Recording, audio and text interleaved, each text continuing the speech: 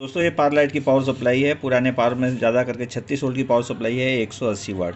इस power supply में problem ज़्यादा से ज़्यादा प्रॉब्लम जो आते हैं, कॉमन प्रॉब्लम है, उसके बारे में मैं बात कर रहा हूँ। किसी ने पूछा है इसलिए मैं बता रहा हूँ डिटेल में।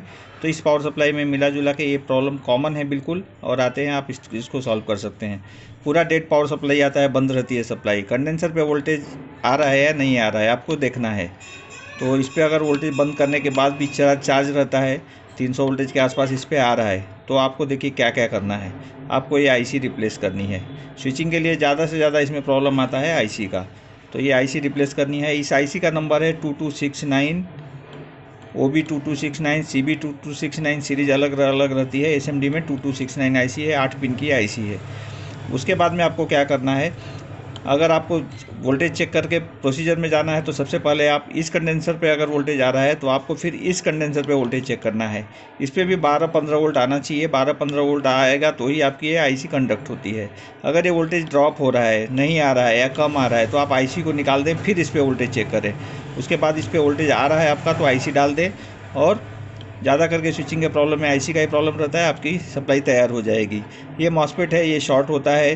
कभी कभी ये मॉसफेट शॉर्ट हो जाता है और रेजिस्टेंस ओपन हो जाता है, इसलिए सप्लाई आपकी आते रहती है। तो ये रेजिस्टेंस को ज़रूर चेक करना है।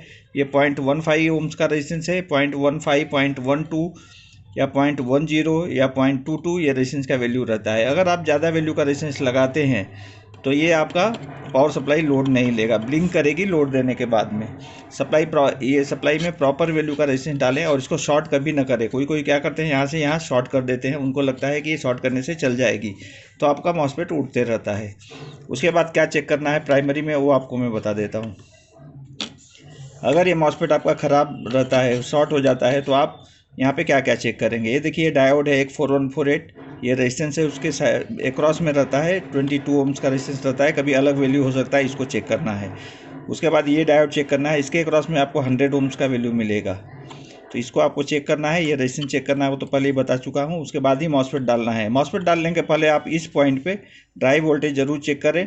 यहाँ पे 2-2.5 वोल्ट तक ड्राइव वोल्टेज फ्लक्चुएशन में आएगा, 0 से 2.5 वोल्ट, ये आपको चेक करना है। और आईसी अगर आप डालने के बाद भी आईसी पे सप्लाई नहीं आती है तो आपको ये 2 रेजिस्टेंस चेक करना है। इस बात का आप विशेष ध्यान दें। ये 2 रेजिस्टेंस है, 474, 470 के वैल्यू के हैं। हाई वैल्यू के 2 रेजिस्टेंस लगा के इस कंडेंसर के पॉजिटिव से सप्लाई लिया है 3 नंबर पिन पे। सेकंड सप्लाई आती है इसकी 7 नंबर पिन पे, जो कि सप्लाई हमारी चालू होने के बाद आती है इस ट्रांसफार्मर के वाइंडिंग के थ्रू। ये देखिए डायोड लगा है और यहाँ एक रेजिस्टेंस लगा है, इसके थ्रू आता है, इसी कंडेंसर पे आएगा वो। अगर ये रेजिस्टेंस ओपन हो जाता है तो ये सप्लाई नहीं आती है और हमारी पावर सप्लाई ब्लिंक करती है। अधिकतर प्रॉब्लम इसके कारण आता है। ब्लिंकिंग का एक कॉमन प्रॉब्लम इसमें और है, प्रीसेट ख़राब होना, या फिर ये 431 ड्राई होना या ख़राब होना। तो आप इसको ज़रूर चेक करें।